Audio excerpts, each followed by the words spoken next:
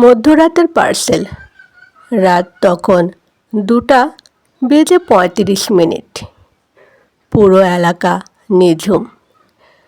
আবির তার ফ্ল্যাটে একা বসে ল্যাপটপে কাজ করছিল। হঠাৎ কলিং বেলটা বেজে উঠল। এত রাতে কে আসতে পারে? আবির একটু ইতস্ত করে দরজার আইহোল দিয়ে তাকালো। বাহিরে কেউ নেই, শুধু করিডোরের ল্যাম্পপোস্টের আলোটা টিমটিম করে জ্বলছে। দরজাটা খুলতে আবির দেখল নিচে একটা মাঝারি সাইজের কালো কার্টন পড়ে আছে। পার্সেল। ওপরে কোনো নাম বা ঠিকানা লেখা নেই, শুধু লাল কালিতে লেখা, খুলে দেখবেন না। মানুষের স্বভাব এমনই, যা বারণ করা হয় মন সেটাই আগে করতে চায়।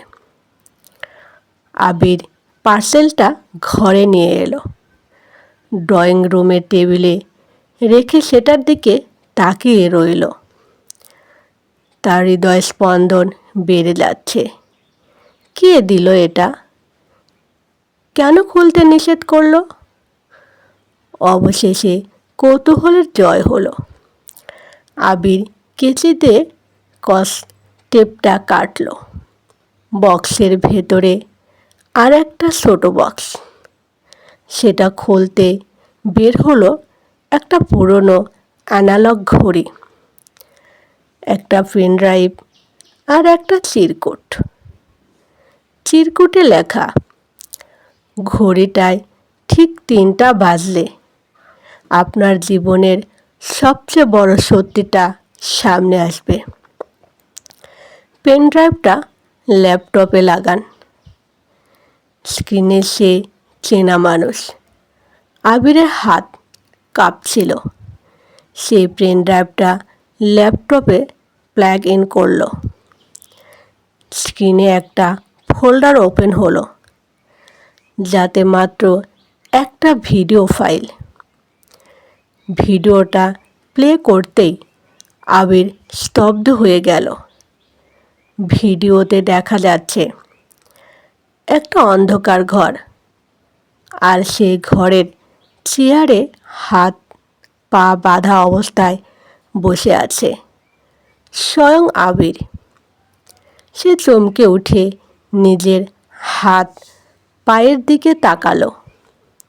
না, সে তো মুক্ত, নিজের ড্রয়িং রুমে বসে আছে।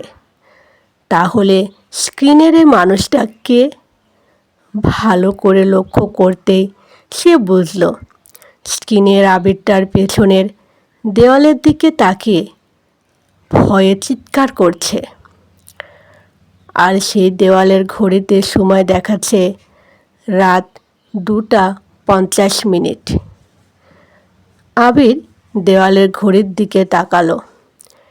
এখন সময় ঠিক 2:50। চরম মুহূর্ত। তার মানে ভিডিওতে যা হচ্ছে তা ঠিক এই মুহূর্তে ঘটছে। কিন্তু সে তো এখানে একা। স্ক্রিনের আবিরটা তাহলে কে? হঠাৎ ভিডিওর ব্যাকগ্রাউন্ডে একটা ভারী পায়ের আওয়াজ শোনা গেল। কেউ একজন অন্ধকারের মধ্য থেকে একটা ধারালো ছুরি হাতে স্ক্রিনের আবিরের দিকে এগিয়ে আসছে। সেই লোকটার মুখ দেখা যাচ্ছে না, কিন্তু তার জ্যাকেটের পেছনে একটা অদ্ভুত লোগো আঁকা। আবিরের মেরুদণ্ড বেয়ে একটা হিম শীতল স্রোত নেমে গেল, কারণ আজ সকালে সে ঠিক এরকম একটা জ্যাকেট কিনে আলমারিতে রেখেছে।